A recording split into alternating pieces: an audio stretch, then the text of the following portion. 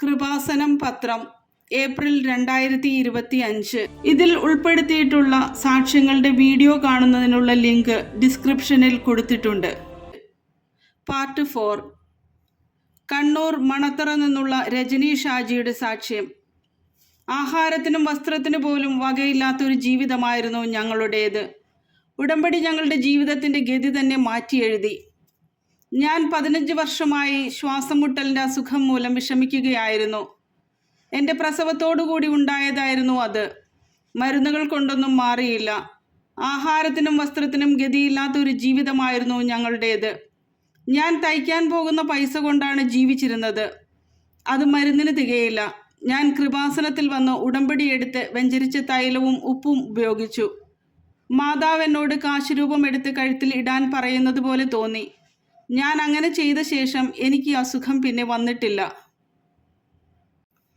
എറണാകുളത്തു നിന്നുള്ള വിൻസി ഫ്രാൻസിസിൻ്റെ സാക്ഷ്യം. വെള്ളപ്പൊക്കത്തിൽ പെട്ടുപോയ സർട്ടിഫിക്കറ്റ് തന്നുകൊണ്ടാണ് ആദ്യമായി മരിയൻ സാന്നിധ്യം മാതാവ് എന്നെ അറിയിക്കുന്നത്. എൻ്റെ മകൾ നേഴ്സിംഗ് കഴിഞ്ഞ് വിദേശത്ത് പോകുന്നതിന് നോക്കിയിട്ട് തടസ്സങ്ങളായിരുന്നു. മുംബൈയിൽ ജോലി ചെയ്തിരുന്ന മകളെ ഞാൻ ജപമാല റാലിയിൽ പങ്കെടുക്കാൻ വേണ്ടി വിളിച്ചു വരുത്തി. ആ സമയത്താണ് മകളുടെ സർട്ടിഫിക്കറ്റ് കോളേജിൽ നിന്നും അയച്ചിട്ട് അത് ഞങ്ങൾക്ക് കിട്ടാതെ പോയ വിവരം അറിയുന്നത്. അതിനെക്കുറിച്ച് കൊറിയർ സെൻറ്ററിൽ അന്വേഷിച്ചപ്പോൾ അന്നത്തെ പ്രളയത്തിലെല്ലാം നഷ്ടപ്പെട്ടു പോയി. ഇനി വേറെ മാർഗം അന്വേഷിക്കാൻ പറഞ്ഞു. ജപമാല റാലിയിൽ ഞങ്ങൾ പരിശുദ്ധ അമ്മയോട് കരഞ്ഞു പ്രാർത്ഥിച്ചു. പിറ്റേ ദിവസം മകൾ മുംബൈക്ക് പോകുന്നതിന് 1 മണിക്കൂർ മുമ്പ് കൊറിയർ ഓഫീസിൽ നിന്ന് വിളിച്ച് മകളുടെ സർട്ടിഫിക്കറ്റ് ലഭിച്ചുവെന്ന് പറഞ്ഞു. മാതാവിൻ്റെ സാന്നിധ്യം ഞങ്ങൾക്ക് മനസ്സിലായി. പിന്നെ വെഞ്ചരിച്ച് നേർച്ച വസ്തുക്കളുമായി പോയി ഇൻ്റർവ്യൂ അറ്റൻഡ് ചെയ്തു. മകൾക്ക് സൗദിയിൽ ജോലി ലഭിച്ചു. എറണാകുളത്തു നിന്നുള്ള അനുവിൻ്റെ സാക്ഷ്യം. അമ്മയുടെ നിർബന്ധപ്രകാരമാണ് ഞാൻ കൃപാസനത്തിൽ വരുന്നതും ഉടമ്പടി എടുക്കുന്നതും. ഉടമ്പടിയുടെ ഉടനടി അനുഭവം എനിക്കും കിട്ടി. എനിക്ക് ആദ്യത്തെ കുഞ്ഞ് ജനിച്ചിട്ട് 5 വർഷമായിട്ടും രണ്ടാമതൊരു കുട്ടിയാകുന്നില്ലായിരുന്നു. മരുന്നുകളൊന്നും ഫലിച്ചില്ല. എൻ്റെ അമ്മ കൃപാസനത്തിൽ പോകാൻ നിർബന്ധിച്ചപ്പോൾ ഞാൻ വീട്ടിലിരുന്ന മാതാവിനോട് പ്രാർത്ഥിക്കുന്നുണ്ടെന്ന് പറഞ്ഞു. എങ്കിലും നിർബന്ധം കൊണ്ട് ഞാൻ കൃപാസനത്തിൽ വന്ന് ഉടമ്പടി എടുത്ത് പ്രാർത്ഥിച്ചു. ഒരു മരുന്നും ഒരു ട്രീറ്റ്മെൻറ്റും എടുക്കാതെ 2 മാസത്തിനുള്ളിൽ തന്നെ ഞാൻ പ്രഗ്നൻ്റായി. കൃത്യമായ ബൈബിൾ വായനയും കാരുണ്യ പ്രവൃത്തികളും ചെയ്യാൻ സാധിച്ചു. എൻ്റെ ദേഷ്യ സ്വഭാവം മാറ്റുന്നതിനും സാധിച്ചു. പരിശുദ്ധ അമ്മയ്ക്ക് നന്ദി. തിരുവനന്തപുരത്ത് നിന്നുള്ള ശ്രീലക്ഷ്മിയുടെ സാക്ഷ്യം. കടൽ നോക്കി പ്രാർത്ഥിച്ചപ്പോൾ എൻ്റെ ഉള്ളിൽ ഒരു തോന്നൽ വന്നു. അത് കുടുംബം രക്ഷപ്പെടുത്താനുള്ള മാതാവിൻ്റെ തോന്നലായിരുന്നു. എൻ്റെ അമ്മയ്ക്ക് പല ഹെൽത്ത് ഇഷ്യൂസും ഉണ്ടായിരുന്നു. വീട്ടിൽ നടക്കുമ്പോഴും കിടക്കുമ്പോഴും എല്ലാം ചെസ്റ്റ് പെയിൻ വരുമായിരുന്നു. ഡോക്ടറെ കണ്ടപ്പോൾ ബ്ലോക്ക് ഉണ്ടെന്നും ആൻജിയോഗ്രാം ചെയ്യണമെന്നും പറഞ്ഞു. ഞാൻ കൃപാസനത്തിൽ വന്ന് ഉടമ്പടി എടുത്ത് ഉടമ്പടി തൈലം മമ്മിക്ക് പുരട്ടി പ്രാർത്ഥിച്ചു കൊണ്ടിരുന്നു.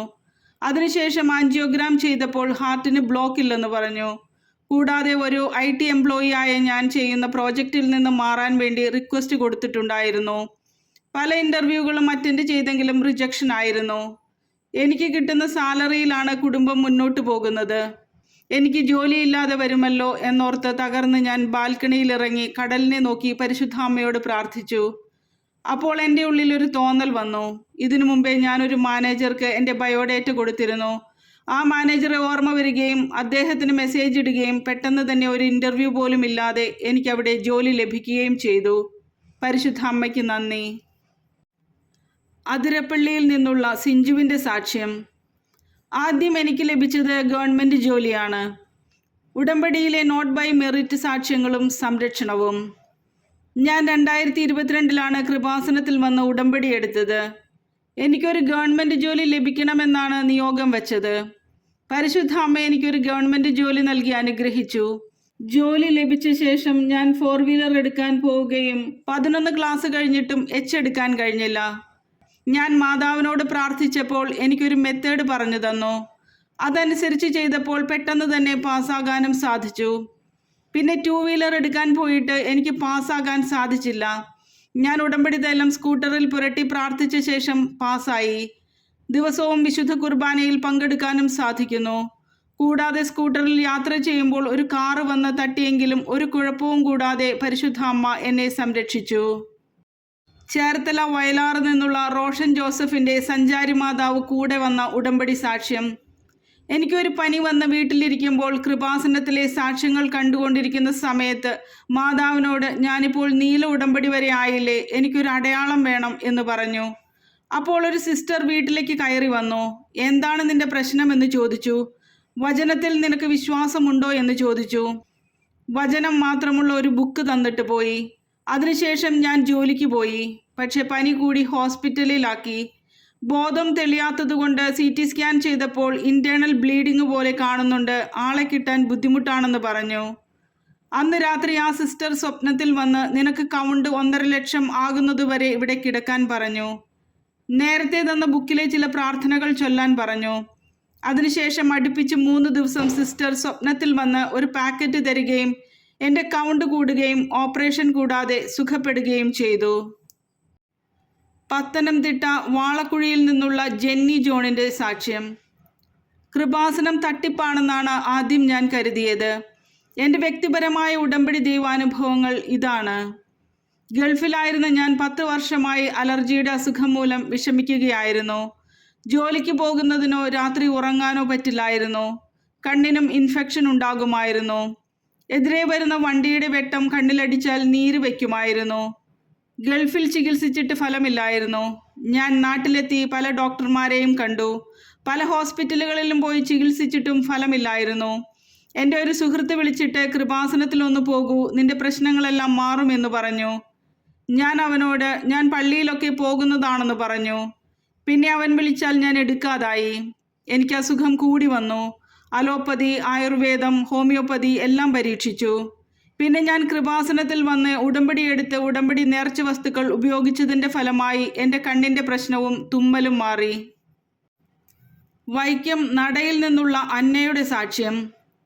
കഴിഞ്ഞ 2 വർഷമായി ക്രോണിക് മൈഗ്രെയിൻ മൂലം ഉറങ്ങാനുള്ള മരുന്നുകൾ തന്നിട്ട് പോലും ഉറങ്ങാൻ സാധിച്ചില്ല. കൃപാസനത്തിലെ വെഞ്ചരിച്ച നേർച്ച വസ്തുക്കളിലൂടെ സൗഖ്യം കിട്ടി. ഒരു ഫാം ഡി ഗ്രാജുവേറ്റായ ഞാൻ കഴിഞ്ഞ 2 വർഷമായി ക്രോണിക് മൈഗ്രെയിൻ പേഷ്യൻ്റ് ആയിരുന്നു. എനിക്ക് വെയിലത്തിറങ്ങി നടക്കാനോ ഒരാളുമായി വെയിലത്ത് വെച്ച് ഫേസ് ടു ഫേസ് സംസാരിക്കാനോ സാധിക്കാത്ത വിധം ഇമ്പൾസീവായ ഹെഡേക്ക് ആയിരുന്നു. പ്രസിദ്ധമായ ഒരുപാട് ഹോസ്പിറ്റലുകളിൽ കാണിച്ചു. ആൻറ്റി സൈക്കോട്ടിക് ഡ്രഗ്സ് വരെ തന്നു. ഉറങ്ങാനായിട്ട് ആൻറ്റി ഡിപ്രസൻറ്റും സ്ലീപ്പിംഗ് പിൽസും എല്ലാം തന്നു. എന്നിട്ടും എനിക്ക് ഉറങ്ങാൻ പറ്റിയില്ല.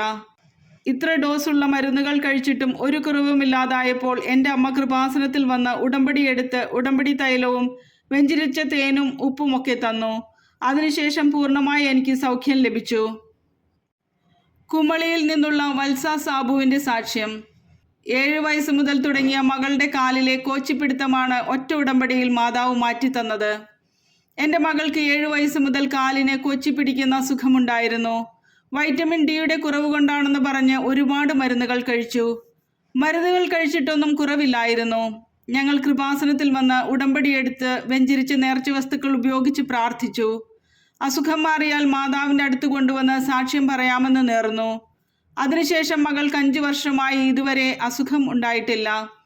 പിന്നെ മകൾ നാട്ടിൽ വന്ന് +2 പഠിക്കാൻ തുടങ്ങിയിട്ട് ഒന്നും പഠിക്കാൻ സാധിക്കാതെ മാർക്ക് തീരെ കുറവായപ്പോൾ മാതാവിനോട് പ്രാർത്ഥിച്ചതിൻ്റെ ഫലമായി നല്ല മാർക്കോടെ പാസ്സാവുകയും എൻട്രൻസ് പരീക്ഷ പാസ്സായി തിരുവനന്തപുരം ലോ കോളേജിൽ LLBക്ക് പഠിക്കുന്നു. പിറവത്തു നിന്നുള്ള ജാസ്മിൻ്റെ സാക്ഷ്യം. സ്കാനിങ്ങിൽ കുഞ്ഞിന് തലയിൽ വെള്ളം കെട്ടി നിൽക്കുകയാണ്, മന്ദബുദ്ധി കുഞ്ഞായിരിക്കും എന്ന് ഡോക്ടർ പറഞ്ഞു. ഉടമ്പടിയിൽ സംഭവിച്ചത്. ഞാൻ പ്രഗ്നൻ്റായി 5-ാം മാസത്തെ സ്കാനിങ്ങിൽ കുഞ്ഞിൻ്റെ തലയിൽ വെള്ളം കെട്ടി നിൽക്കുകയാണെന്ന് പറഞ്ഞു. മറ്റൊരു ഹോസ്പിറ്റലിൽ സ്കാൻ ചെയ്തപ്പോൾ കുഞ്ഞിൻ്റെ തലയിൽ വെള്ളം കെട്ടി നിൽക്കുകയാണെന്നും മന്ദബുദ്ധി കുഞ്ഞായിരിക്കുമെന്നും അബോർഷൻ ചെയ്യണമെന്നും പറഞ്ഞു. എന്തു കുഞ്ഞായാലും ഞങ്ങൾ 2 കൈയും നീട്ടി സ്വീകരിക്കുമെന്ന് പറഞ്ഞ് അബോർഷൻ ചെയ്തില്ല. എൻ്റെ അമ്മ കൃപാസനത്തിൽ വന്ന് ഉടമ്പടി എടുത്തപ്പോൾ കിട്ടിയ ഉടമ്പടി തൈലം എൻ്റെ വയറിൽ പുരട്ടി തന്നിരുന്നു. ഞങ്ങൾ എന്നും പരിശുദ്ധ അമ്മയോട് പ്രാർത്ഥിച്ചു. 9-ാം മാസത്തെ സ്കാനിങ്ങിൽ കുഞ്ഞിന് ഒരു കുഴപ്പവുമില്ലെന്ന് കണ്ടു. ആരോഗ്യമുള്ള ഒരു കുഞ്ഞിനെ നൽകി പരിശുദ്ധ അമ്മ അനുഗ്രഹിച്ചു.